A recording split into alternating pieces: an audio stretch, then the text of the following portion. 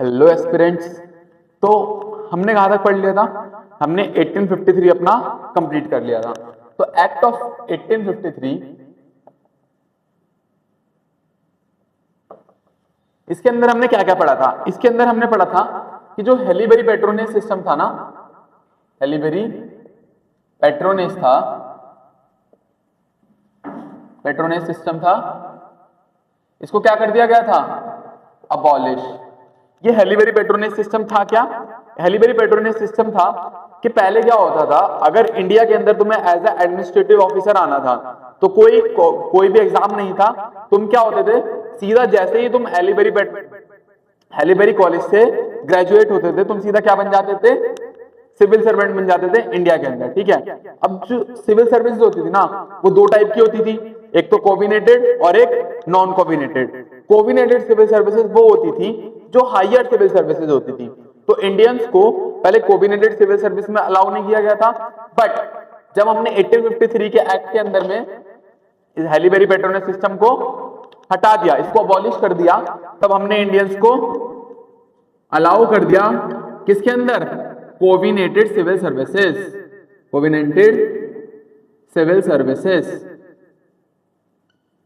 अब इंडियन का पार्टिसिपेशन होना स्टार्ट हो गया था कोविनेटेड सिविल सर्विसेज के अंदर।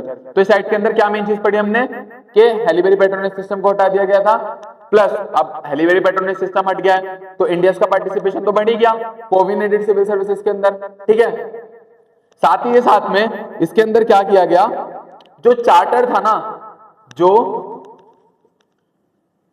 चार्टर मिलता था ईस्ट इंडिया कंपनी को, उस चार्टर को क्या किया गया, अब की बार पहले रिन्यू करती थी, जब क्या कहते हैं ब्रिटिश गवर्नमेंट जब ईस्ट इंडिया कंपनी का चार्टर को रिन्यू करती थी तो पहले कितने कितने टाइम फ्रेम के लिए करती थी? 20-20 ईयर्स के लिए।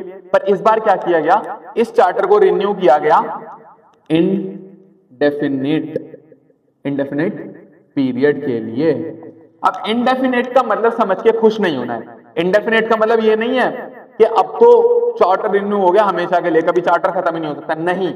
इंडेफिनिट का मतलब है अब पीरियड डेफिनेट नहीं है। अगर ब्रिटिश क्राउन कल को बोल दे कि अब से ईस्ट इंडिया कंपनी की कोई भी मोनोपोली इंडिया के अंदर नहीं है, या ईस्ट इंडिया कंपनी अब इंडिया के अंदर ट्रेड नहीं करेगी, तो खत्म। मोनोपोली तो हट ही गई थी, 33 में हमने मोनोपोली हटा दी थी, 1833 के एक्ट में मोनोपोली पूरी तरह से हट गई थी, है ना।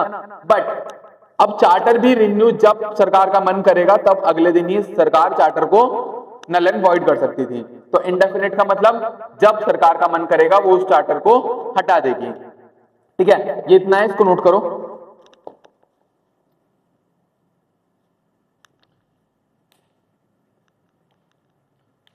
ठीक है, ये शायद नोट भी हो रखा होगा ना तुम्हारे पास में।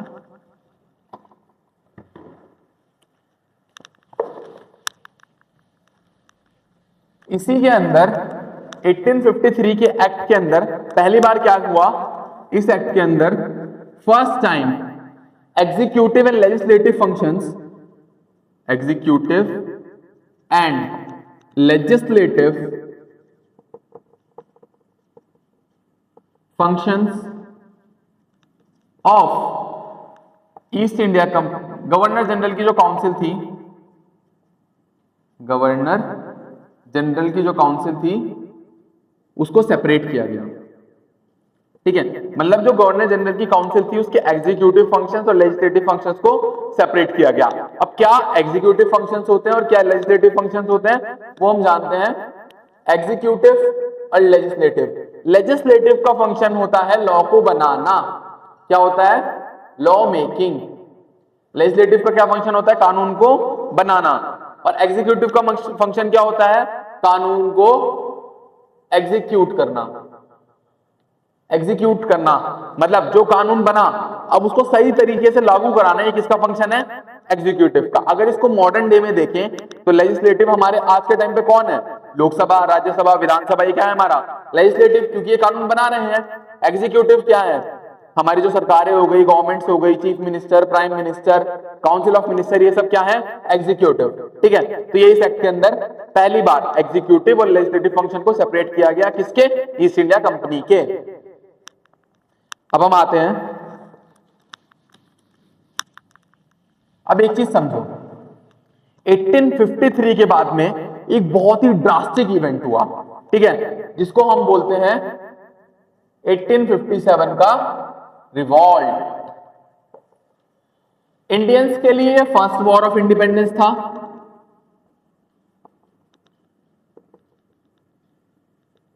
While on the other hand Europeans के लिए क्या था?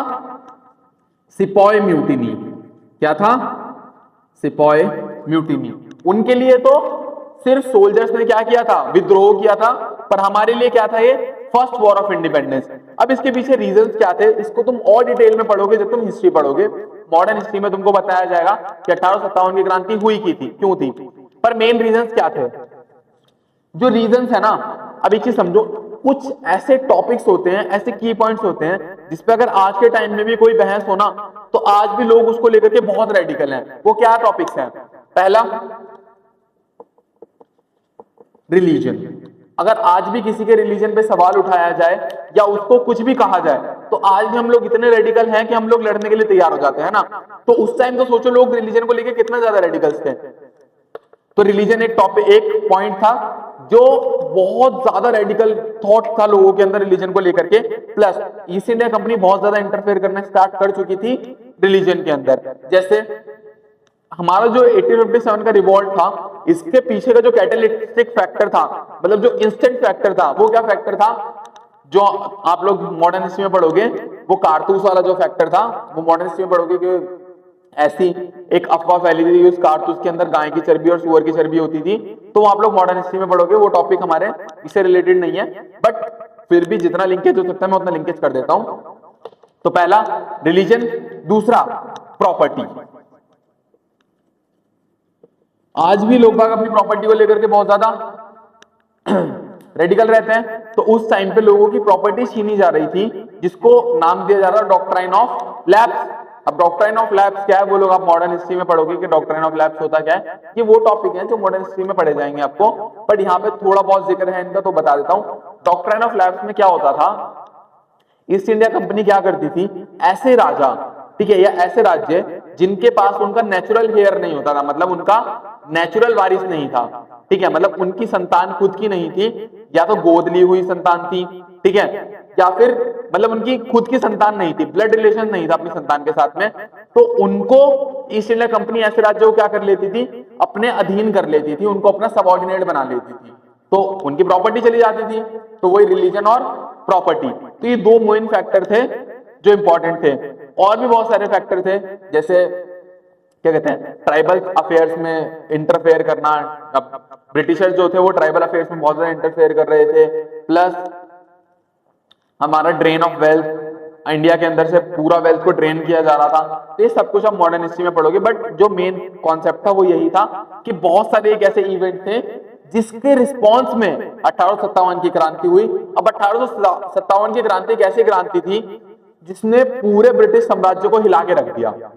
जो ईस्ट इंडिया कंपनी थी, भले ही हमारा ये रिवॉल्ट फेल हुआ, पर ये एक ऐसा रिवॉल्ट था जिसने ईस्ट इंडिया कंपनी को मुंह की, मतलब बेसिकली ईस्ट इंडिया कंपनी की ऐसी तैसी कर दी थी इस रिवॉल्ट के अंदर, 1857 की क्रांति के अंदर। तब 1857 की क्रांति के बाद में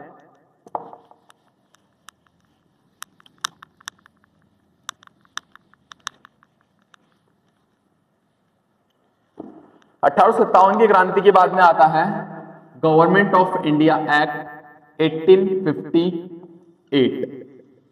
अब इसको समझो, अब क्या होता है इस एक्ट के अंदर, इसको बोलते हैं क्वींस प्रोक्लेमेशन, और हर मैजेस्टी गवर्नमेंट, ठीक है। अब क्या होता है, पहली बार 1858 के एक्ट के अंदर जो ईस्ट इंडिया कंपनी थी, अब उनके जितने भी राइट्स थे इंडिया के ऊपर उसको छीन लिया गया। अब क्वीन ने क्या कहा, अब इंडिया की रानी कौन है, मैं हूं इंडिया की रानी। अब ईस्ट इंडिया कंपनी सिर्फ क्या कर रही है, केयर टेकर है, ठीक है। अब सारे के सारे राइट्स किस पे ट्रांसफर हो गए थे, क्वीन के पास में। मतलब अब इंडिया जो है वो लीगली यहाँ पे, अब इंडिया लीगली कॉलोनी बन गई थी ब्रिटिश साम्राज्य की, ठीक है। तो इसके अंदर क्या कहा गया, क्वींस प्रोक्लेमेशन, कि अब भारत की रानी कौन है, जो ब्रिटेन की रानी है, और इसको कहा गया हर मैजेस्टीज गवर्नमेंट। इसी को हम बोलते हैं act of good governance. Basically इसके अंदर वो क्या कर रहे थे, अपीजमेंट पॉलिसी को फॉलो कर रहे थे। अपीजमेंट पॉलिसी का मतलब क्या होता है, उनको पता चल चुका था कि इंडिया के अंदर भी एक बहुत बड़ा विद्रोह हो सकता है अगर हमने यहाँ के लोगों को अपीज नहीं किया। अपीज मतलब खुश करना, ठीक है। तो इनको थोड़े बहुत राइट्स दे दो, इनके बारे में थोड़ी बहुत बात करनी स्टार्ट कर दो, तो ये लोग हमारे नीचे दबके रहेंगे। इतना समझ में आ गया था ब्रिटिश साम्राज्य को।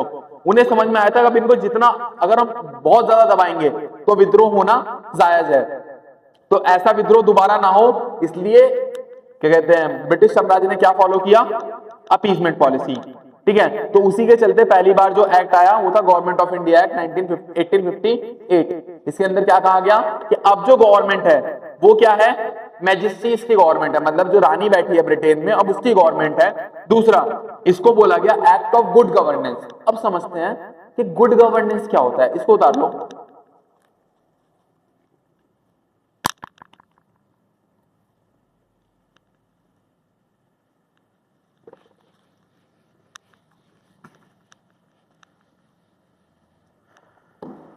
अब समझो गुड गवर्नेंस क्या होता है।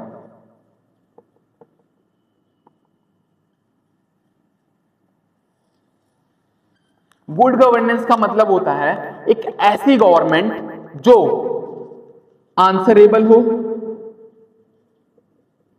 अकाउंटेबल हो, लोगों को फ्रीडम दी जाए, ठीक है। मतलब एक ऐसी गवर्नमेंट जो लोगों के प्रति आंसरेबल हो, अकाउंटेबल हो, मतलब वो जो भी एक्शंस ले रही है ना वो उसके लिए जवाबदार होनी चाहिए। जैसे अगर हम आज के टाइम में बात करते हैं, मोदी जी कुछ भी काम करते हैं तो वो जवाबदार किसके प्रति हैं, जनता के प्रति। इनडायरेक्टली तो वो जनता के प्रति है ना। अगर जनता को लगा कि मोदी जी हमारे लिए काम नहीं कर रहे हैं तो अगले साल हम क्या करेंगे, मोदी जी को मतलब नेक्स्ट इलेक्शन में मोदी जी को हटा देंगे। तो ऐसी गवर्नमेंट जो आंसरेबल हो, अकाउंटेबल हो पब्लिक को, उसको हम क्या बोलते हैं, गुड गवर्नेंस। इसके अंदर फ्रीडम दी जाए रिलीजियसली, कि तुमको रिलीजियस फ्रीडम भी है, फाइनेंशियल फ्रीडम भी है। ऐसी गवर्नमेंट को हम क्या बोलेंगे, गुड गवर्नेंस। अब ब्रिटिश गवर्नमेंट ने कहा ये जो गवर्नमेंट है ये गुड गवर्नेंस है, बेसिकली गुड गवर्नमेंट है कि आप लोगों के लिए भले के लिए आई है। वो तो हम भी जानते हैं कि ब्रिटिशर्स हमारा कितना ही भला चाहते थे, तो सिर्फ नाम के लिए एक गुड गवर्नमेंट थी, इसके अंदर कुछ, ठीक है। अब इस एक्ट के अंदर कुछ पॉइंट्स थे वो हमें याद रखने हैं, ये समझ लेते हैं उसको। वो क्या थे, पहली चीज जो डुअल गवर्नमेंट हमने पढ़ी थी, डुअल गवर्नमेंट हमने पढ़ी थी, ठीक है। डुअल गवर्नमेंट में हमने क्या पढ़ा था, court of directors and board of control. Court of directors जो ईस्ट इंडिया कंपनी के पॉलिटिकल अफेयर्स को देखते थे, सॉरी फाइनेंशियल अफेयर्स को देखते थे, और बोर्ड ऑफ कंट्रोल जो कोर्ट ऑफ डायरेक्ट, हाँ बोर्ड ऑफ कंट्रोल जो कमर्शियल मैटर्स को देखते थे, है ना। तो ये डुअल गवर्नमेंट में था। तो डुअल गवर्नमेंट को इसके अंदर क्या कर दिया गया, abolish. Dual government was abolished. इसकी जगह एक न्यू पोस्ट बनाई गई, ठीक है। उस न्यू पोस्ट को क्या कहा गया, सेक्रेटरी ऑफ स्टेट। अभी जो सेक्रेटरी ऑफ स्टेट की जो पोस्ट थी, इस पोस्ट को कौन होल्ड करता था, एक मेंबर ऑफ पार्लियामेंट, कहां का, ब्रिटिश गवर्नमेंट का, ठीक है। ये कहां बैठता था, ये ब्रिटेन में लंदन में बैठता था। तो एक नई पोस्ट बनाई गई सेक्रेटरी ऑफ स्टेट, ठीक है। इसके साथ में ही एक काउंसिल फॉर इंडिया बनाई गई, for India, council of India नहीं, काउंसिल फॉर इंडिया, जो इसको असिस्ट करती थी। अब ये सेक्रेटरी ऑफ स्टेट था, ये सारे बड़े फैसले जो इंडिया से रिलेटेड लिए जाएंगे वो इनको कंसल्ट करके, इस काउंसिल को कंसल्ट करके इंडिया के लिए लेगा। इसके साथ में और क्या किया गया, जो हमारा गवर्नर जनरल था, गवर्नर जनरल ऑफ इंडिया था, उसको हमने क्या बना दिया, vice Roy of India, vice Roy of India. अब एक चीज समझो, ये जो वाइस रॉय था, ये सिर्फ हमने इस पोस्ट को रीनेम किया था, अब इसके साथ में क्या प्रॉब्लम थी, वायसराय के साथ में क्या वो था, ये वायसराय जो था ना, ये डायरेक्ट ये गवर्नर जनरल ऑफ इंडिया था, ये किसका रिप्रेजेंटेटिव था, ईस्ट इंडिया कंपनी का। ये किसको रिपोर्ट करता था, ईस्ट इंडिया कंपनी को। पर अब जो वायसराय बना, ठीक है, अब पहला वायसराय विलियम बेंटिक बने, ये एक फैक्ट है, याद कर लो। कभी पटवारी का एग्जाम अगर यूपीएससी, मतलब वैसे तो यूपीएससी दोगे, बट अगर कभी मन करे तो याद कर लो विलियम बेंटिक, ठीक है। तो समझो वायसराय ऑफ इंडिया, ये किसके लिए, ये डायरेक्ट रिप्रेजेंटेटिव था, डायरेक्ट रिप्रेजेंटेटिव ऑफ क्राउन। समझो, ये डायरेक्टली किसको रिप्रेजेंट कर रहा है, क्राउन को। मतलब जो रानी लंदन में बैठी है उसको रिप्रेजेंट करने के लिए इंडिया के अंदर एक पोस्ट बनाई गई जिसको नाम दिया गया वायसराय ऑफ इंडिया। इसने कौन सी पोस्ट को रिप्लेस किया, गवर्नर जनरल ऑफ इंडिया को। तो पहला वायसराय ऑफ इंडिया कौन बना, विलियम बेंटिक। वायसराय क्या होता है, एक डायरेक्ट रिप्रेजेंटेटिव होता है क्राउन का। ओके, इतना डन है। अब आगे चलते हैं, इसको नोट कर लो।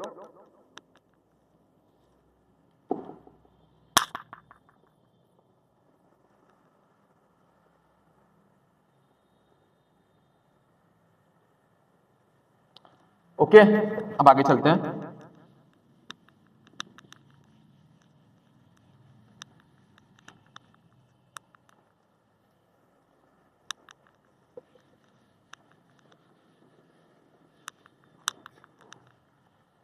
अभी जो अब आंसरेबिलिटी वाला जो खेल है इसको समझ लेते हैं कि आंसरेबिलिटी का क्या खेल है, ठीक है, इसको समझते हैं। ये है इंडियंस, कौन है, इंडियंस, और लोअर सिविल सर्वेंट्स। ये कौन है, लोअर सिविल सर्वेंट्स। तो ये किसके प्रति जवाबदारी है, ये आंसरेबल होंगे वायसरॉय ऑफ इंडिया को। ये वायसरॉय ऑफ इंडिया कहां है, ये भी है तो इंडिया के अंदर ही। तो जो लोअर सिविल सर्वेंट्स होंगे ये किसको आंसरेबल होंगे, वायसरॉय ऑफ इंडिया को। ये जो वायसराय है, ये वायसरॉय किसको आंसरेबल होगा, सेक्रेटरी ऑफ स्टेट को। किसको आंसरेबल होगा, सेक्रेटरी ऑफ स्टेट को। अब ये जो सेक्रेटरी ऑफ स्टेट है, ठीक है, इसको असिस्ट करने के लिए इसके पास क्या है, एक इंडियन काउंसिल, ये इसकी हेल्प करेगी डिसीजन मेकिंग में, ठीक है। अब ये सेक्रेटरी ऑफ स्टेट जो है ये किसको आंसरेबल है, ब्रिटिश पार्लियामेंट को। किसको आंसरेबल है, ब्रिटिश पार्लियामेंट को। और ये जो ब्रिटिश पार्लियामेंट है ये रूल कर रही है या फिर गवर्नेंस कर रही है on the name of crown, ठीक है। ये क्राउन को रिप्रेजेंट कर रही है, बेसिकली क्राउन के नाम पर ये लोग क्या कर रहे हैं, गवर्नेंस कर रहे हैं। तो इंडिया के जो लोअर सिविल सर्वेंट्स हैं वो आंसरेबल है वायसरॉय ऑफ इंडिया को। वायसरॉय जो है वो आंसरेबल है सेक्रेटरी ऑफ स्टेट को, और सेक्रेटरी ऑफ स्टेट जो है वो आंसरेबल है ब्रिटिश पार्लियामेंट को। अब एक चीज समझो, ये जो बॉडी बनाई गई सेक्रेटरी ऑफ स्टेट, इसको हम बोलते हैं बॉडी कॉर्पोरेट, बॉडी कॉर्पोरेट। अब बॉडी कॉर्पोरेट का मतलब क्या होता है, ये जो टर्म हमने लिखी है बॉडी कॉर्पोरेट, इसका मतलब क्या है, इसका मतलब होता है एक ऐसी बॉडी दैट कैन स्यू और कैन बी स्यू। मतलब एक ऐसी बॉडी जिसको कोर्ट में स्यू किया जा सकता है, मतलब जिसको कोर्ट में केस किया जा सकता है, और साथ में जो आप पर भी केस कर सकती है। तो ऐसी बॉडी को हम क्या बोलते हैं, बॉडी कॉर्पोरेट। मतलब मोदी जी हैं, हम मोदी जी के खिलाफ केस कर सकते हैं, है ना, हमने देखा है बेसिकली गवर्नमेंट के खिलाफ हम केस कर सकते हैं, बहुत सारे केसेस हैं, हम केस लॉस पढ़ेंगे आगे चल के, तो हम कर सकते हैं। प्लस गवर्नमेंट भी हमारे खिलाफ केस कर सकती है, तो इसको क्या बोलते हैं, बॉडी कॉर्पोरेट। जब आप भी गवर्नमेंट के खिलाफ केस कर पाओ और गवर्नमेंट भी आपके खिलाफ केस कर पाए। तो यहां इस केस में, इस सिनेरियो में बॉडी कॉर्पोरेट कौन था, सेक्रेटरी ऑफ स्टेट का जो ऑफिस है। बॉडी कॉर्पोरेट का मतलब हमें समझ में आया, ऐसी body that can be sued and that can sue, जो आपको भी शू कर सकती हो और जिसको आप भी शू कर सकते हो कोर्ट के अंदर, ठीक है। इसको बोलते हैं बॉडी कॉर्पोरेट, इसको नोट करो।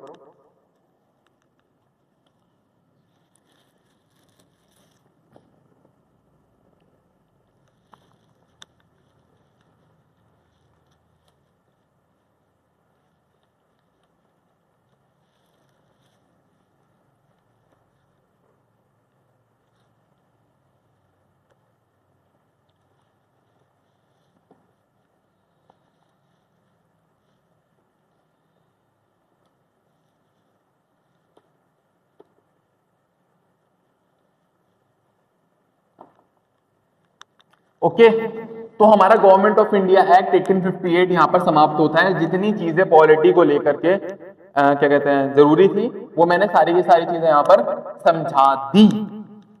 अब हम पढ़ते हैं अपने, अब क्या होता है, अब ब्रिटिश गवर्नमेंट चाहती थी कि हम क्या करें, इंडिया के अंदर हमारा जो एडमिनिस्ट्रेशन है ना, उसको थोड़ा स्ट्रीमलाइन करते हैं। ठीक है, अब स्ट्रीमलाइन करने के लिए बेसिकली कुछ रिफॉर्म्स लाए जाएंगे, तो उन रिफॉर्म्स को हम क्या बोलते हैं, काउंसिल एक्ट्स। ठीक है, तो पहला आता है Indian council act of Indian council act of 1861। ठीक है, अब इस एक्ट के अंदर जो सबसे इंपॉर्टेंट चीज की गई वो थी restore the legislative powers of Madras and Bombay province। समझो, इसके अंदर पहले हमने पढ़ा था कि बॉम्बे और मद्रास से सारी की सारी लेजिस्लेटिव पावर कॉन्सेंट्रेट कर दी गई थी सेंटर की तरफ, पर इस एक्ट के अंदर क्या किया गया, रीस्टोर कर दिया गया लेजिस्लेटिव पावर्स ऑफ क्या कहते हैं मद्रास एंड बॉम्बे। समझो, लेजिस्लेटिव असेंबली को यहाँ पे रिस्टोर किया गया, सारी पावर अभी दी नहीं गई है पर देनी स्टार्ट कर दी है, तो इसको हम बोल सकते हैं this is the first step toward decentralisation. अब सेंट्रलाइजेशन और डिसेंट्रलाइजेशन क्या होता है, इसको समझते हैं। जब हम सारी पावर्स को सबऑर्डिनेट स्टेट्स के सेंटर की तरफ खींच लेते हैं, तो ऐसी कंडीशन हम क्या बोलते हैं, सेंट्रलाइजेशन। जब सेंटर ही सारी पावर को अपनी तरफ अलाइन कर लेता है तो उसको बोलते हैं सेंट्रलाइजेशन। और जब सेंटर पावर को डाइल्यूट करता है अपने सबऑर्डिनेट स्टेट्स की तरफ तो उसको हम क्या बोलते हैं, डिसेंट्रलाइजेशन। अब फर्क क्या होता है, कौन सा स्टेट चाहेगा कि वो सेंट्रलाइजेशन की तरफ जाए और कौन सा स्टेट चाहेगा कि वो डिसेंट्रलाइजेशन की तरफ जाए। तो जब भी हम करते हैं सेंट्रलाइजेशन, क्या करते हैं, सेंट्रलाइजेशन, इसका मतलब होता है सरकार क्या करना चाहती है, control. While on the other hand जब हम करते हैं डिसेंट्रलाइजेशन,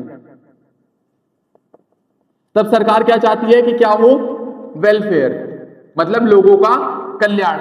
ऐसा क्यों, समझो, अगर मोदी जी जो भी जितने भी स्टेट्स हैं उनको कहें कि अब आप अपने राज्य से रिलेटेड सारे लॉज आप बनाइए, ठीक है, तो वेलफेयर होगा ना, क्योंकि बिहार के जो मुख्यमंत्री हैं वो बिहार की कंडीशन को ज्यादा अच्छे से जानते हैं रेदर देन मोदी जी से जो सेंटर में बैठे हुए हैं, है ना। तो इसीलिए जब भी हम डिसेंट्रलाइजेशन की तरफ जाते हैं तब हमारा मेन फोकस क्या होता है, वेलफेयर, क्योंकि वहां के जो लोकल रूलर्स हैं या लोकल एडमिनिस्ट्रेटर्स हैं उनको वहां की लोकल कंडीशंस के बारे में ज्यादा पता है रेदर देन जो पर्सन सेंटर में बैठा है। तो सेम ब्रिटिश गवर्नमेंट ने यहां पे क्या स्टार्ट कर दिया, डिसेंट्रलाइजेशन। ठीक है, ये पहला स्टेप था डिसेंट्रलाइजेशन का, क्योंकि इसमें हमने क्या करा, रीस्टोर किया legislative powers of Madras and Bombay, जो बंगाल को दे दी गई थी उनसे खींच करके अब पावर किसको देनी स्टार्ट हुई, प्रोविंसेस को। ठीक है, कौन से प्रोविंसेस को, मद्रास एंड बॉम्बे को, उनको लेजिस्लेटिव पावर्स लौटा दी गई। इसको लिख लो।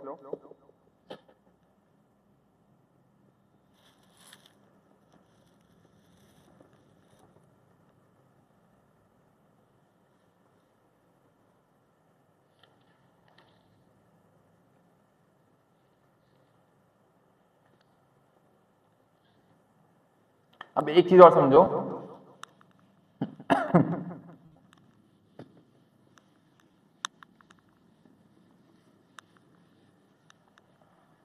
जो 1861 का एक्ट था ना, इसके अंदर थ्री इंडियंस को लेजिस्लेटिव काउंसिल में एंट्री मिली, लेजिस्लेटिव काउंसिल में एंट्री मिली।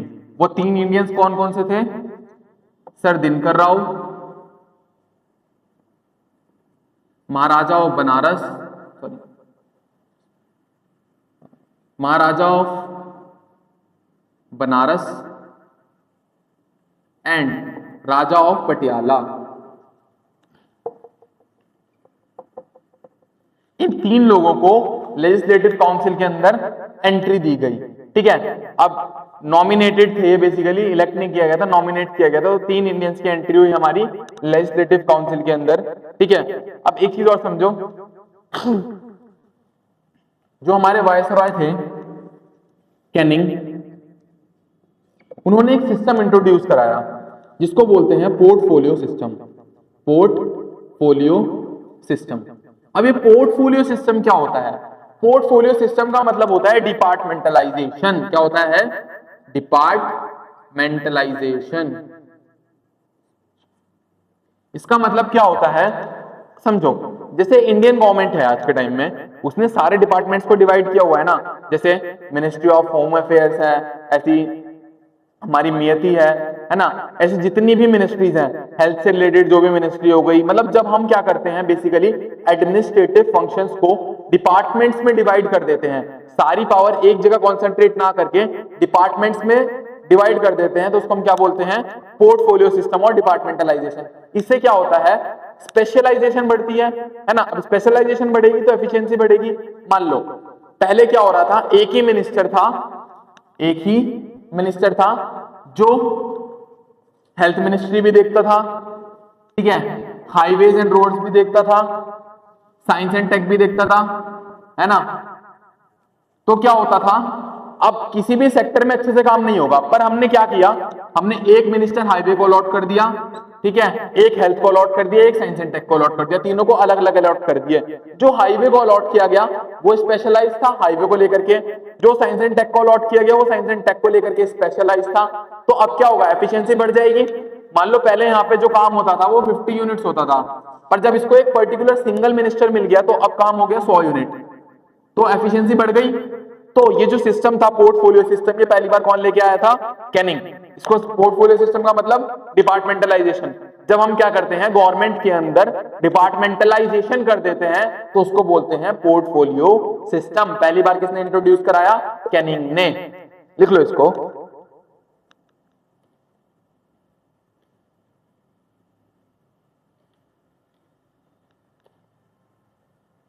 और एक चीज और समझो इसके अंदर वायसरॉय को हमने ऑर्डिनेंस मेकिंग पावर भी दी। अब ऑर्डिनेंस मेकिंग पावर क्या होती है वो समझते हैं। ऑर्डिनेंस मेकिंग पावर का मतलब क्या होता है?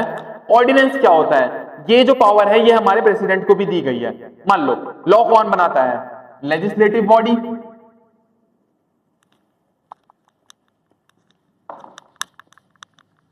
लॉ कौन बनाता है? लेजिस्लेटिव बॉडी, है ना। लॉ बनाती है लेजिस्लेटिव बॉडी, और लॉ को एग्जीक्यूट कौन करता है? एग्जीक्यूटिव। अगर मान लो किसी भी कंडीशन के चलते लेजिस्लेटिव अभी फंक्शनिंग में नहीं है और कोई ऐसा कानून है जो पारित कराना बहुत जरूरी है, तो उसको जब एग्जीक्यूटिव किसी लॉ को पास कराता है बाय ऑर्डर, तो उसको हम क्या बोलते हैं? ऑर्डिनेंस। क्योंकि एग्जीक्यूटिव का जनरली काम लॉ को पास कराना नहीं है, उसका काम है लॉ को लागू कराना, ठीक है, लॉ बनाना नहीं। पर कभी अगर मान लो ऐसी कोई कंडीशन आती है कि लेजिस्लेटिव उस समय पे फंक्शनिंग में नहीं है, फंक्शन नहीं कर रहा है, तो एग्जीक्यूटिव जब कानून को बनाता है तो उसको हम क्या बोलते हैं? ऑर्डिनेंस मेकिंग पावर, जो हमारे प्रेसिडेंट के पास भी है। मान लो कभी ऐसा हुआ कि लोकसभा अपने क्षेत्र में नहीं है और हमारे जो प्रधानमंत्री हैं उनको कोई कानून पास कराना है, अभी बहुत जरूरी है हमारे देश के लिए, तो वो जाएंगे राष्ट्रपति महोदय के पास में, और फिर राष्ट्रपति जी उसको एज अ ऑर्डिनेंस उस कानून को बना देंगे, पास कर देंगे, ठीक है। तो ये क्या होता है? ऑर्डिनेंस। जब एग्जीक्यूटिव लॉ को बनाए in the absence of legislature, कि लेजिस्लेचर किसी वजह से उस समय फंक्शनिंग में नहीं है, तो एग्जीक्यूटिव क्या बनाएगा? लॉ बनाएगा, उस पावर को हम क्या बोलते हैं? Ordinance making power. इसको उतारो।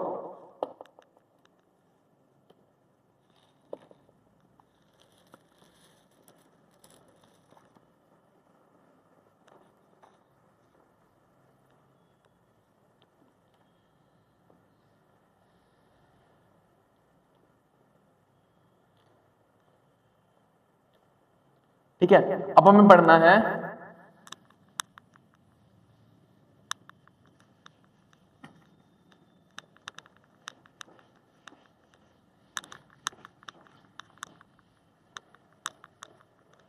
अब हमें पढ़ना है Indian council act of 1892। Indian council act of 1892। ठीक है, देखो जितना इंपॉर्टेंट है ना मैं सिर्फ उतना पढ़ा रहा हूँ हमारा पॉलिटी से रिलेटेड। ठीक है, बाकी ये एक्ट आपको मॉडर्न हिस्ट्री में बहुत डिटेल्स में पढ़ने होते हैं, पर जितना पॉलिटी से इंपॉर्टेंट है ना उतना मैं पढ़ा दे रहा हूँ आपको। पॉलिटी में से बाहर नहीं आएगा, इतना मैं कहता हूँ कि पॉलिटी में जो चीज मैं पढ़ा रहा हूँ ना वो एग्जाम ओरिएंटेड है, कुछ भी फालतू नहीं है या कुछ भी कम नहीं है। कंटेंट आपको पूरा प्रॉपर जा रहा है जो कंटेंट जाना चाहिए पॉलिटी से रिस्पेक्ट में। तो 1892 के एक्ट के अंदर क्या हुआ, इसके अंदर जो लेजिस्लेटिव काउंसिल थी ना, जो लेजिस्लेटिव काउंसिल थी, इसके अंदर मेंबर्स की संख्या को बढ़ाया गया, इंक्रीज किया गया मेंबर्स को। पहले 16 हुआ करते थे, 16 से इसको 60 कर दिया गया। जो लेजिस्लेटिव मेंबर्स हैं वो पहले 16 हुआ करते थे, अब उनको इंक्रीज करके 60 कर दिया गया लेजिस्लेटिव काउंसिल के अंदर। ठीक है, क्या हुआ, लेजिस्लेटिव काउंसिल में जो मेंबर्स थे उनको इंक्रीज करके क्या कर दिया, 16 से 60 कर दिया। ठीक है, सॉरी 16 से 60 नहीं किया था, सॉरी माय बैड, 6 से 16 किया था, 6 से 16 किया था कि पहले 6 मेंबर थे, फिर 1892 में हाँ 6 से 16 कर दिया गया। साथ में इसके अंदर एक चीज और बोली गई कि आप लोग बजट को डिस्कस तो कर सकते हो, बजट को डिस्कस तो कर सकते हो, बट आपको सप्लीमेंट्री क्वेश्चन पूछने का राइट नहीं है। सप्लीमेंट्री क्वेश्चन जो थे वो नॉट अलाउड थे। अब सप्लीमेंट्री क्वेश्चंस क्या होते हैं, मैंने आपसे एक क्वेश्चन किया, ठीक है, अब उस क्वेश्चन से भी आप मुझसे क्वेश्चन करो तो उसको क्या बोलते हैं, सप्लीमेंट्री क्वेश्चंस। मतलब लेजिस्लेटिव काउंसिल्स को ये तो कहा गया कि आप सप्लीमेंट्री क्वेश्चन पूछ सकते हैं, ठीक है, बेसिकली सॉरी बजट को डिस्कस कर सकते हैं, पर उससे रिलेटेड सप्लीमेंट्री क्वेश्चंस आप नहीं पूछ सकते। ठीक है, तो ये था इस एक्ट के अंदर, लिखो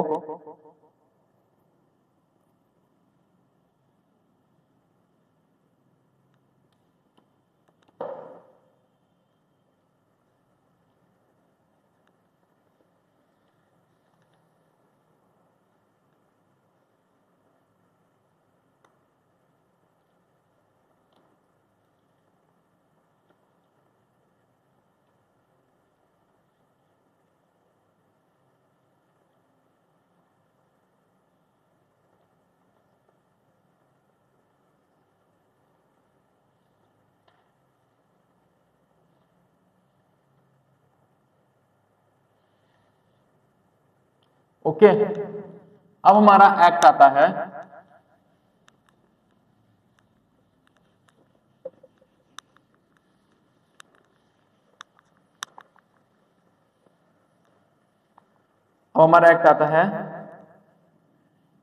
इंडियन काउंसिल एक्ट ऑफ 1909। इस एक्ट के अंदर क्या होता है, इस एक्ट को हम बोलते हैं मॉर्ले मिंटो रिफॉर्म्स। ठीक है, मॉर्ले मिंटो रिफॉर्म्स क्यों बोलते हैं, क्योंकि मॉर्ले थे हमारे सेक्रेटरी ऑफ स्टेट और मिंटो थे हमारे वॉइसरॉय। ठीक है, ऐसे कोई बहुत रिस्पेक्टेड पर्सन नहीं है, कुछ ज्यादा अच्छा नहीं करेगा इंडिया के लिए। ठीक है, इसको हम बोलते हैं। ठीक है, पहली बार क्या हुआ, इन लोगों ने क्या दिया, सेपरेट इलेक्टोरेट दिया। क्या दिया, सेपरेट इलेक्टोरेट। ठीक है, और इसको ही हम बोलते हैं कॉम्यूनल इलेक्टोरेट। किसको दिया गया था, मुस्लिम्स को दिया गया था। सेपरेट इलेक्टोरेट का मतलब क्या होता है, सेपरेट इलेक्टोरेट का मतलब होता है, मान लो एक टेरिटरी है, ठीक है, एक टेरिटरी है, मैंने इसको रिजर्व कर दिया गया, ठीक है, और यहां मैंने सेपरेट इलेक्टोरेट दिए कम्युनिटी को, मुस्लिम कम्युनिटी को। तो अगर इस टेरिटरी में कोई इलेक्शन हो रहा है, कोई इलेक्शन हुआ, तो उस इलेक्शन पे पार्टिसिपेट करने वाला कौन होगा, ओनली मुस्लिम। तो पार्टिसिपेट करने वाला मुस्लिम होगा। अब सिर्फ इतना नहीं, अगर हमने सेपरेट इलेक्टोरेट दे दिया, दैट मींस यहाँ पे जो भी पॉपुलेशन रहती होगी, मान लो हिंदू और मुस्लिम रहते हैं, तो इस व्यक्ति को वोट कौन करेगा, सिर्फ मुस्लिम करेंगे। हिंदू को वोट करने का भी राइट नहीं है, मतलब अदर मुस्लिम कम्युनिटी, जो भी मुस्लिम के अलावा जो कम्युनिटी है वो वोट भी नहीं करेंगी। तो इलेक्शन में पार्टिसिपेट भी मुस्लिम करेगा और वोट भी मुस्लिम देगा। तो पहली बार, ठीक है, पहली बार क्या गया, सेपरेट इलेक्टोरेट दिया गया मुस्लिम्स को, इसलिए इसको कहा जाता है पहली बार कम्युनल इलेक्टोरेट किसमें दिया गया, इंडियन काउंसिल एक्ट ऑफ 1909 के अंडर में। ठीक है, इसको लिखो।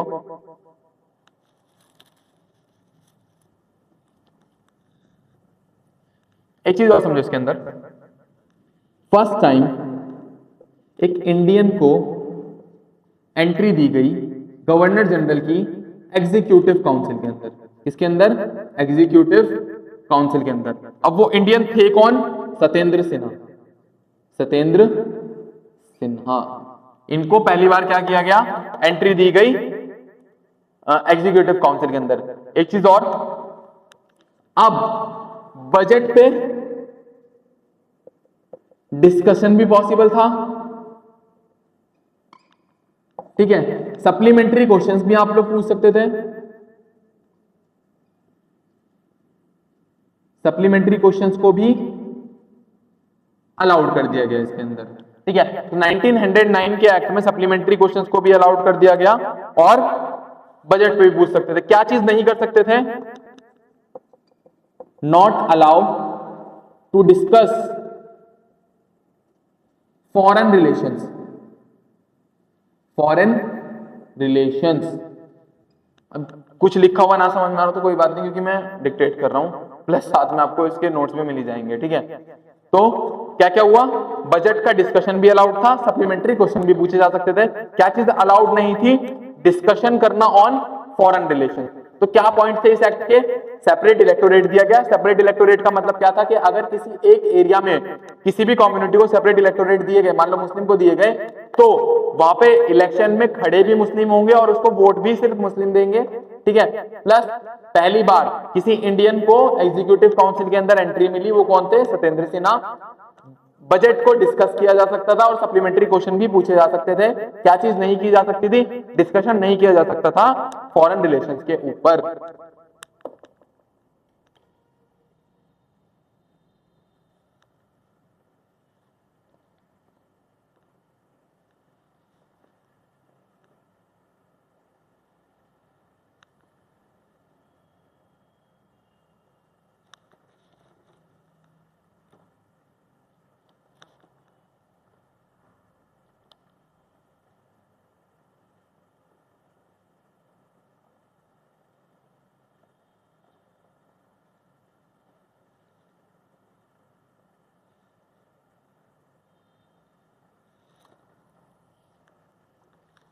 ठीक है, अब एक चीज समझो,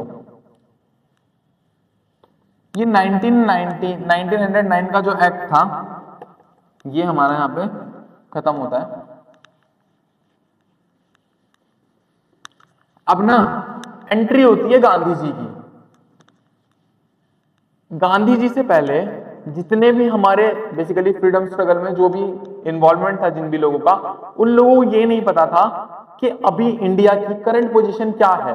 ठीक है, मान लो आप अभी एक लोकेशन पर हो, ठीक है, अभी आप एक एक्स लोकेशन पर हो, आपको वाई लोकेशन पर जाना है, तो यहां पे जाने के लिए सबसे इंपॉर्टेंट चीज क्या है? अगर आपको किसी लोकेशन से किसी लोकेशन पर जाना है, सबसे इंपॉर्टेंट चीज क्या है? क्या आपको रास्ता पता होना चाहिए? ये सबसे इंपॉर्टेंट चीज है। सबसे इंपॉर्टेंट चीज है, पहले ये पता करो कि आप अभी इस वक्त हो कहां पर। जब आपको ये पता चल जाएगा कि अभी आप कहां पर हो, तभी तो आप वहां पर जा पाओगे जहां पर आप जाना चाहते हो। तो हमें फ्रीडम की तरफ अगर जाना था, सबसे पहले हमें यह पता लगाना था कि अभी इंडिया की कंडीशन है क्या, इंडिया की करंट पोजीशन है क्या, हम लोग हैं क्या, हम लोग कॉलोनी हैं, हम लोग डोमिनियन हैं, हम है क्या, तो उसको समझते हैं। तो गांधी जी को पहली बार समझ में आया कि इंडिया की करंट पोजीशन है क्या। ठीक है, तो इंडिया के अंदर दो तरह के स्टेट्स थे इस टाइम पर। इंडिया के अंदर दो तरह के स्टेट्स थे, एक प्रिंसली स्टेट्स एंड दूसरे प्रोविंसेस। दूसरे क्या थे? प्रोविंसेस। अब इनके साथ में कंडीशन क्या थी? ये जो प्रिंसली स्टेट्स थे, ये थे स्विट्जरलैंड। क्या थे? स्विज़रेन। अब स्विज़रेन का मतलब क्या होता है? स्विज़रेन का मतलब होता है जब कोई स्टेट, मान लो कोई स्टेट है, वो इंटरनली तो फ्री हो, इंटरनली फ्री मतलब अंदर से वो जो भी डिसीजन लेना चाहता है वो फ्री है, मतलब अंदर कैसा टैक्स कलेक्ट करना है, अंदर कितना टैक्स लगाना है, कौन सी फसल खेत में उगानी चाहिए, अपने गांव में कौन सी फसल ज्यादा उगानी चाहिए, या मतलब जो भी डिसीजन इंटरनली किसी स्टेट को लेने हैं उसके लिए वो फ्री है। पर अपने एक्सटर्नल अफेयर्स, ठीक है, जो उनके एक्सटर्नल अफेयर्स प्लस डिफेंस, इसके लिए वो किस पे डिपेंड थे? ब्रिटिशर्स पे। ठीक है, मतलब जो हमारे पहले राजा रजवाड़े थे वो स्विट्जरलैंड थे। स्विट्जरलैंड का मतलब उनके जितने भी इंटरनल मैटर्स होते थे, किसको कितनी सजा सुनानी है, किससे कितना टैक्स लेना है, वो सब वो खुद डिसाइड करते थे। पर जब बात आती थी उनके एक्सटर्नल अफेयर्स के, कि अपने साथ वाले राज्य के साथ में कैसा रिश्ता बनाना है, ठीक है, अपनी आर्मी को कैसे मेंटेन करना है, मतलब बेसिकली डिफेंस को, तब उसके लिए वो किस पे डिपेंड हुआ करते थे? ब्रिटिशर्स पे। अब ये कैसे हुआ था, ये आप पढ़ोगे मॉडर्न हिस्ट्री में, कि कैसे ब्रिटिशर्स ने इनको अपने जाल में फंसाया था, कि उनको ये चीज बहुत अच्छी लग रही थी। जो प्रिंसली स्टेट थे, हमको तो आज सुनने में बहुत बेकार लग रहा है कि यार वो स्विट्जरलैंड थे, उनके एक्सटर्नल अफेयर्स का उनके पास में मतलब बेसिकली कंट्रोल नहीं था, पर उस टाइम पे जो राजा रजवाड़े थे उनको ये चीज बहुत अच्छी लगती थी। क्यों? क्योंकि अपने इंटरनल मैटर्स के लिए तो फ्री थे, जो मन में आता था वो करते थे, उन्हें अपनी आर्मी की टेंशन लेने की जरूरत नहीं थी, आर्मी उनकी बेसिकली ब्रिटिशर्स देख रहे थे। पर ये चीज एट द एंड थी उनके लिए बुरी, उन्हें नहीं पता था, है ना।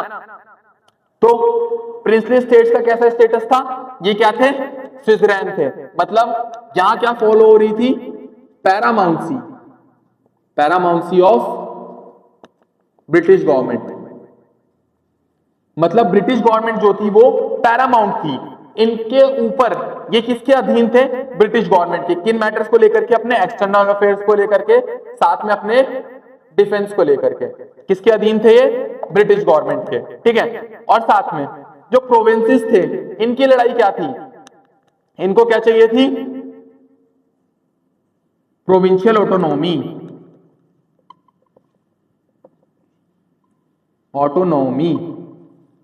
मतलब प्रोविंसेस को क्या मिल जाए? प्रोविंशियल ऑटोनॉमी मिल जाए, मतलब इनके लेजिस्लेटिव फंक्शंस ये खुद परफॉर्म कर पाए और साथ में एग्जीक्यूटिव भी फंक्शन भी ये खुद परफॉर्म कर पाए। ये चीज समझ किसको आ गई थी? गांधी जी को।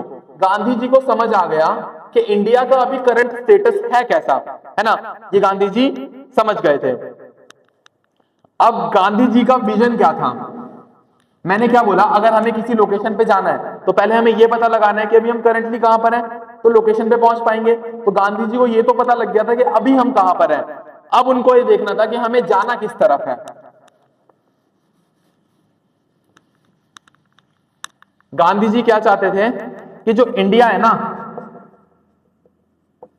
हमारे जो प्रिंसली स्टेट्स हैं और प्रोविंसेस हैं, प्रिंसली स्टेट्स को क्या क्या कराना है? Switzerland free. क्या कराना है? Switzerland free. मतलब इनकी जो स्विट्जरलैंडिटी है इनको खत्म करना है, मतलब इनके पास जितने भी राइट्स हैं एक्सटर्नली और इंटरनली, सारे राइट्स इनको दे देने हैं। ब्रिटिशर्स का रोल यहां से हटाना है। दूसरा, जो प्रोविंसेस हैं इनको क्या देनी है हमको? Provincial autonomy. प्रोविंशियल ऑटोनॉमी मतलब डिसीजन मेकिंग पावर्स प्रोविंसेस के हाथ में देनी है। फिर ये दोनों लोग मिल करके क्या बनाएंगे? फेडरेशन। क्या बनाएंगे? फेडरेशन। प्रोविंसेस और प्रिंसली स्टेट मिलकर क्या बनाएंगे? फेडरेशन। फिर फेडरेशन के बाद हम लोग क्या बनेंगे? डोमिनियन। अब डोमिनियन का मतलब क्या होता है इसको समझते हैं। डोमिनियन का मतलब होता है कि सारे के सारे फैसले, हमारे इंटरनल एक्सटर्नल सारे फैसले हम खुद लेंगे, बट हमारे ऊपर एक नॉमिनल हेड होगा। हमारे ऊपर एक नॉमिनल हेड होगा। कौन होगा वो? क्वीन होगी। मतलब हमारे फैसले में कोई इंटरफेरेंस नहीं होगा क्वीन का, बट एक नाम मात्र का हमारे ऊपर एक हेड होगा, वो होगी क्वीन। उनके नाम पर हम लोग राज करेंगे, ठीक है। पर सारे फैसले लेगा कौन? इंडिया खुद लेगा। इंटरनली एक्सटर्नली हम क्या हो जाएंगे? फ्री हो जाएंगे, बट हमारे ऊपर एक नॉमिनल हेड, नाम मात्र का हेड होगा। कौन? क्वीन। तो ये था गांधी जी का रोड मैप कि हमें जाना किस तरफ है। अगर ये चीज समझ गए तो आगे का पूरा स्ट्रगल समझ में आ जाएगा कि क्यों हमारा जो फ्रीडम था वो फ्रीडम स्ट्रगल था, क्यों हमने आजादी किसी भी रिवॉल्ट से नहीं ली, हमने स्ट्रगल के थ्रू क्यों आजादी ली, क्योंकि हमें गुलाम ही कानूनी रूप से बनाया गया था, इसलिए हमें आजाद भी कानूनी रूप से ही होना था। ठीक है, तो ये था पूरा पूरा रोड मैप जो गांधी जी चाहते थे। अब इसके आगे समझते हैं, इसको उतारो।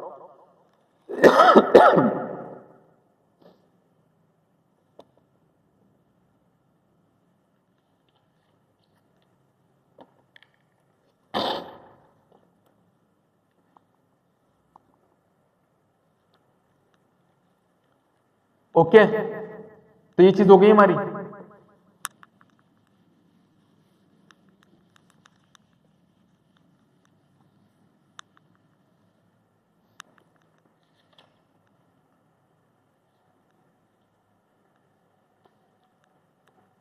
अब समझो, जो प्रोविंसेस थे ना, हमें इन्हें क्या देनी थी? ऑटोनॉमी। अब प्रोविंसेस को ऑटोनॉमी कैसे मिल सकती थी? प्रोविंसेस को ऑटोनॉमी मिल सकती थी अगर इसको दो चीजें दे दी जाए। वो दो चीजें क्या क्या थी? एक बाय कैमरलिज्म, बाय कैमरलिज्म, और दूसरी चीज, पहली तो बाय कैमरलिज्म दे दो, और दूसरा डिवीजन ऑफ पावर दे दो। क्या दे दो? Division of power. Separation of power नहीं, या डिवीजन ऑफ पावर की बात हो रही है। अभी हम समझते हैं डिफरेंस क्या होता है। भाई बाइकैमरलिज्म का मतलब समझते हैं। बाइकैमरलिज्म का मतलब होता है द्विसदनीय प्रणाली। मतलब हमें क्या करना है, जो हमारा लेजिस्लेचर है ना, उसको दो कैमरल में डिवाइड करना है, मतलब दो सदनों में डिवाइड कर दो। जैसे आज के टाइम में हमारा जो लेजिस्लेचर है, सेंट्रल लेजिस्लेचर है, उसको हमने दो सदन में डिवाइड किया गया है, लोकसभा और राज्यसभा। ठीक है, तो वो चाहते थे हम किस में दे? बाइकैमरलिज्म किसके अंदर देना चाहते थे हम? प्रोविंसेस के अंदर। क्योंकि अगर प्रोविंसेस के अंदर बाइकैमरलिज्म आ जाएगा तो चेक्स एंड बैलेंसेस मेंटेन रहेगा और ऑटोनॉमी मिल जाएगी प्रोविंसेस को। तो ऑटोनॉमी देने के लिए दो चीजें क्या जरूरी थी? एक तो बाइकैमरलिज्म और दूसरा डिवीजन ऑफ पावर। मतलब पावर को डिवाइड कर दो कि कौन से राइट्स क्या कहते हैं वॉइस रॉय के पास में है और कौन से राइट काउंसिल को दिए जा सकते हैं। ये हमें डिवाइड करने की जरूरत थी किसके अंदर? डिवीजन ऑफ पावर के अंदर। तो ये दो चीजें थी जिससे हम क्या अचीव कर सकते थे? Provincial autonomy. पहली बाइकैमरलिज्म, द्विसदनीय प्रणाली, कौन से लेवल पे? प्रोविंशियल लेवल पे बात कर रहे हैं अभी हम। दूसरी डिवीजन ऑफ पावर, के पावर को डिवाइड कर दो, है ना, सिंगल जगह पे पावर कॉन्सेंट्रेट मत करो, पावर को डिवाइड कर दो। सेपरेशन ऑफ पावर और डिवीजन ऑफ पावर में डिफरेंस होता है। सेपरेशन ऑफ पावर का क्या मतलब होता है? सेपरेशन ऑफ पावर का मतलब होता है जब हम पावर के ऑगमेंट्स को डिवाइड करते हैं। ऑगमेंट्स मतलब पावर को हम डिवाइड कर रहे हैं on the basis of their characteristic, कि वो पावर जुडिशियल पावर है या एग्जीक्यूटिव पावर है या लेजिस्लेटिव पावर है, तो हम क्या बोलेंगे उसको? Separation of power. ठीक है, पर जब हम एक सिंगल सोर्स के अंदर पावर को डिवाइड करते हैं on the basis of magnitude, के दो पर्सन्स हैं ए एंड बी, दोनों के पास में कैसी पावर है? एग्जीक्यूटिव पावर है। पर हम ये जब हम डिवाइड करते हैं कि इसको 80% दी जाए और इसको 20% दी जाए, तब हम क्या कर रहे हैं? Division of power. While on the other hand हमारे पास पावर दो तरह की है, एक एग्जीक्यूटिव और एक लेजिस्लेटिव। और तब हम पावर को ऐसे डिवाइड करते हैं कि एग्जीक्यूटिव पावर तो बी को दी जाए और लेजिस्लेटिव पावर ए को दी जाए, तब हम इसको क्या बोलते हैं? Separation of power. तो दोनों का डिफरेंस समझ में आ गया। डिवीजन ऑफ पावर में क्या डिवाइड कर रहे हैं? मैग्नीट्यूड ऑफ पावर के कितनी परसेंट पावर इसको दी जाए और कितनी उसको दी जाए। और सेपरेशन ऑफ पावर में हम क्या डिवाइड कर रहे हैं? कि पावर के कैरेक्टरिस्टिक के बेसिस पर पावर को डिवाइड कर रहे हैं कि एग्जीक्यूटिव पावर ए को दी जाए और लेजिस्लेटिव पावर बी को दी जाए। तो इतना समझ में आया? इसको उतार लो।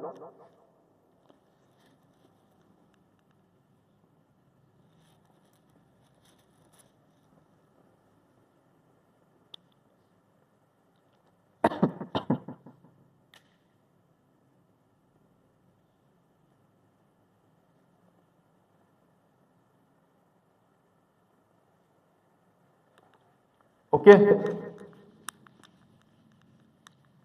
अब आता है हमारा गवर्नमेंट ऑफ इंडिया एक्ट 1990। क्या आता है? गवर्नमेंट ऑफ इंडिया एक्ट 1919, इसके अंदर क्या होता है, इसके अंदर दो इंपॉर्टेंट चीज की जाती है। हमने क्या पढ़ा, हमें अगर डोमिनियन की तरफ जाना है तो दो चीजें चाहिए। पहली हमें चाहिए बाइकैमरलिज्म और दूसरी हमको चाहिए डिवीजन ऑफ पावर। दोनों चीज दी गई पर सिर्फ नाम मात्र के लिए। ठीक है, पहले समझते हैं कि बाइकैमरलिज्म कैसे दिया गया। बाइकैमरलिज्म दिया गया सेंट्रल लेवल पे, क्या कर दिया गया, बाइकैमरलिज्म सेंट्रल लेवल पे क्या दे दिया, बाइकैमरलिज्म। मतलब इसके अंदर क्या क्या एस्टैब्लिश किया, council of state, council of state जिसको हम राज्यसभा भी बोलते हैं। बाइकैमरलिज्म का मतलब क्या होता है कि हम एक स्टेट को रिप्रेजेंटेशन दें सेंट्रल लेवल पे। अगर स्टेट सेंट्रल लेवल पे जाएगा तो जब कोई भी लॉ सेंटर से स्टेट से रिलेटेड बनेगा तो वहां पे स्टेट का भी रिप्रेजेंटेशन जरूरी है, तो तभी तो प्रोविंशियल ऑटोनॉमी आएगी ना। तो बाइकैमरलिज्म देना जरूरी था, बाइकैमरलिज्म दिया गया। दूसरी चीज इसके अंदर दी गई डायरकी, क्या दी गई, dyarchy at, dyarchy at provincial level. मतलब जो प्रोविंसेस थे, ठीक है, जितने भी हमारे प्रोविंसेस हुआ करते थे उसके अंदर क्या की गई, डायरकी। अब डायरकी समझते हैं मतलब क्या होता है। डायरकी का मतलब होता है हम पावर को दो ऑगमेंट्स में डिवाइड करते हैं। ठीक है, एक वो पावर जो है किसके पास में, सेंटर के पास में, ठीक है, और एक पावर जो है प्रोविंसेस के पास में। अब ये जो प्रोविंसेस के पास में पावर है ना, इसके अंदर हमने दो सब्जेक्ट्स बनाए। कौन कौन से सब्जेक्ट्स थे, दो लिस्ट है हमारे पास में, एक है रिजर्व लिस्ट और एक है ट्रांसफर्ड लिस्ट। समझो हमने क्या करा, लिस्ट से हम क्या समझते हैं, ये एक लिस्ट है, इसके अंदर 5 तरह की पावर्स हैं। ठीक है, बेसिकली क्या है, सब्जेक्ट हैं, 5 तरह के सब्जेक्ट हैं जिन पे लॉ बनाया जा सकता है। वो 5 सब्जेक्ट क्या है, एजुकेशन, ठीक है, क्राइम हो गया, ठीक है, हमारा रोड्स हो गया। अभी समझने के लिए समझ लो, उस टाइम पे शायद ये उतना रिलेवेंट ना हो, पर समझो एजुकेशन हो गया, क्राइम हो गया, रोड हो गया, साइंस एंड टेक हो गया, ठीक है, और तुम्हारा एग्रीकल्चर हो गया। ठीक है, ये 5 तरह की पावर्स हैं। ये सिर्फ मैं एग्जांपल के लिए समझा रहा हूं, ऐसे वो नहीं है। ठीक है, अब ये 5 तरह की पावर्स हैं। अब मैं क्या करता हूं, तो ये मेरे लिए सब्जेक्ट्स हैं, तो मैं क्या करा कि 3 सब्जेक्ट मैंने डाले एक ऐसे लिस्ट में जिसपे सिर्फ सेंटर लॉ बनाएगा। ठीक है, और 2 सब्जेक्ट मैंने ऐसी लिस्ट में डाले जिसपे प्रोविंस लॉ बनाएगा। ठीक है, तो इसको हम सब्जेक्ट और लिस्ट बोल रहे हैं। तो जो सब्जेक्ट इसके अंदर डालेगा उसको बोला प्रोविंशियल लिस्ट, और जो इसके अंदर डालेगा उसको बोला सेंट्रल लिस्ट। तो सेम अब नीचे की तरफ पढ़ लेते हैं।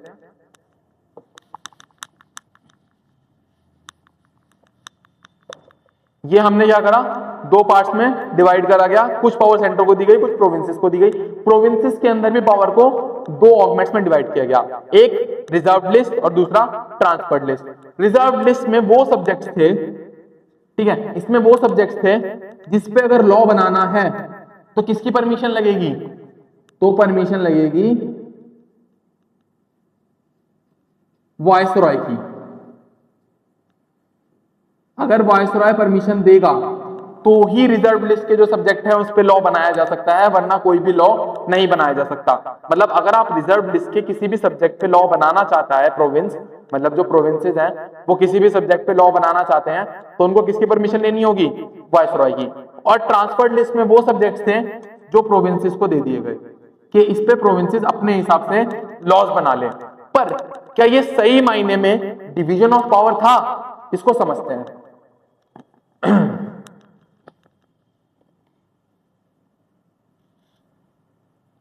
एक इससे पहले 2 चीज समझ लो, जो हमारे सेपरेट इलेक्टोरेट थे ना उसको एक्सपैंड कर दिया गया, इसके अंदर सेपरेट इलेक्टोरेट को एक्सपैंड कर दिया गया। अब कुछ कम्युनिटी को और सेपरेट इलेक्टोरेट दिए गए, जैसे सिख्स को दिए गए एंड पारसीज को दिए गए। मतलब जो पहले मुस्लिम को सेपरेट इलेक्टोरेट दिए गए थे वो अब सिख को भी दे दिए गए और पारसी को भी दे दिए गए। अब एक चीज समझनी है हमें कि ये जो यहाँ पे डिवीजन ऑफ पावर किया, क्या ये सही मायने में डिवीजन ऑफ पावर था, इसको समझ लेते हैं।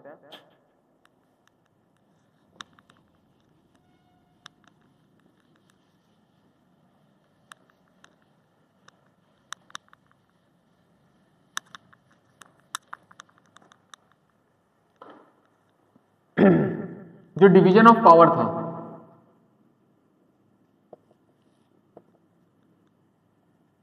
है ना, जो इन्होंने डायरकी दी थी, जो इन्होंने डायरकी दी है प्रोविंसेस, ठीक है, उसमें क्या कहा गया, दो सब्जेक्ट लिस्ट बनाई गई, एक रिजर्व और एक ट्रांसफर्ड। अब समझने वाली बात क्या है, रिजर्व लिस्ट में वो सब्जेक्ट थे जिन पे अगर आप लॉ बनाना चाहते हैं तो आपकी किनकी परमिशन की रिक्वायर्ड है, परमिशन ऑफ वायसरॉय, ठीक है। और ट्रांसफर्ड में वो थे जो प्रोविंसेस को ट्रांसफर कर दिए गए, ठीक है, ये प्रोविंसेस के पास थे।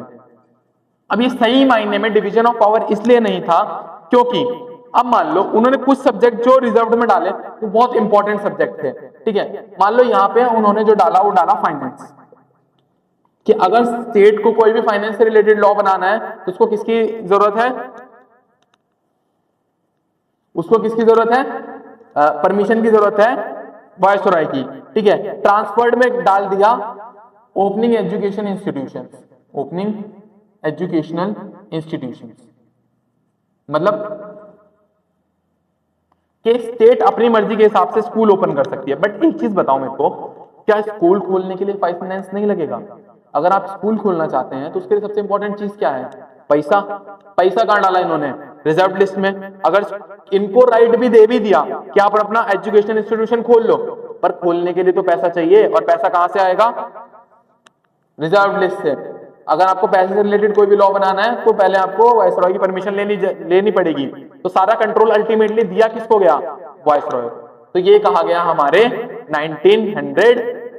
1919 के एक्ट के अंदर।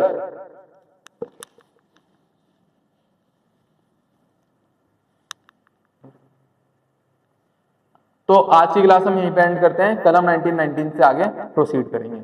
Okay, thank you.